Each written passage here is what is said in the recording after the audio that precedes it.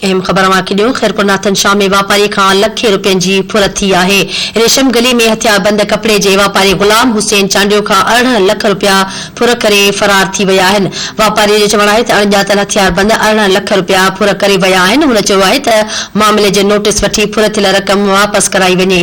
अहम ख़बर अवां खे ॾियूं पिया ख़ैरपुर नाथन शाह में वापारी खां लखे रुपयनि जी फुरत थी आहे। रेशम गली में हथियारबंद कपड़े जे वापारी गुलाम हुसैन चांडियो खां 18 लख रुपया फुर करे फरार थी विया आहिनि।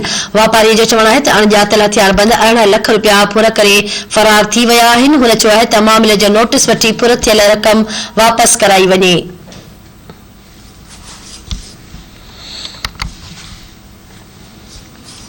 अहम ख़बर बाबति तव्हां खे आगाह करे रहिया आहियूं। ख़ैरपुर नाथन शाह में वापारीअ खां लखे रुपयनि जी फुरत थी आहे। रेशम गली में हथियारबंद कपड़े जे वापारी गुलाम हुसैन चांडियो खां 18 लख रुपया फुर करे विया आहिनि। वापारीअ जो चवणु आहे त अणॼातल हथियारबंद 18 लख रुपया फुर करे फरार थी विया आहिनि। हुन चयो आहे त मामले जो नोटिस वठी फुर थियल रक़म खे वापसि कराए वञे।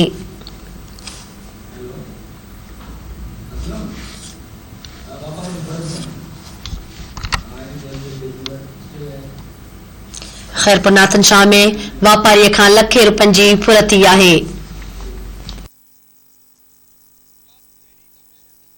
इन हवाले सां वधीक तफ़सील आहिनि। ख़ैरपुर नाथन शाह खां ढती टीवी न्यूज़ जो रिपोर्टर असलम शेख असां सां लाइन ते मौजूद आहे। जी असलम, ख़ैरपुर नाथन शाह मां वापारीअ खां लखे रुपयनि जी फुरत थी आहे, इन हवाले सां आगाह कजो। जी बिल्कुल, ख़ैरपुर नाथन शाह शेख मौला रेशम गली में कपड़े जे वापारी गुलाम सिंह चौधरी जे दुकान खां 2 हथियारबंदर फौजी हथियार जे ज़ोर ते दुकान जे काउंटर में पियल 18 लख रुपया फुर करे आसानी सां फरार थी विया। जॾहिं त दुकानदार गुलाम सिंह ॿुधायो त असां दुकान खोलियो त डॉक्टर अब्दुल गनी शेख जी क्लिनिक जे ॿाहिरियां वेठा शख़्स दुकान में दाख़िल थी पिया ऐं हथियार सिधा कया ऐं काउंटर जा ताला तोड़े पियल वापारी जा 18 लख रुपया फुर करे मोटरसाइकिल ते आसानी सां फरार थी विया। जॾहिं त पुलिस खे इतला ॾियण बैदि बावजूद पुलिस हिन महिल ताईं न आहे पहुती। जी ठीकु आहे असलम शेख, वॾी महिरबानी तफ़सील ॾियण जे लाइ।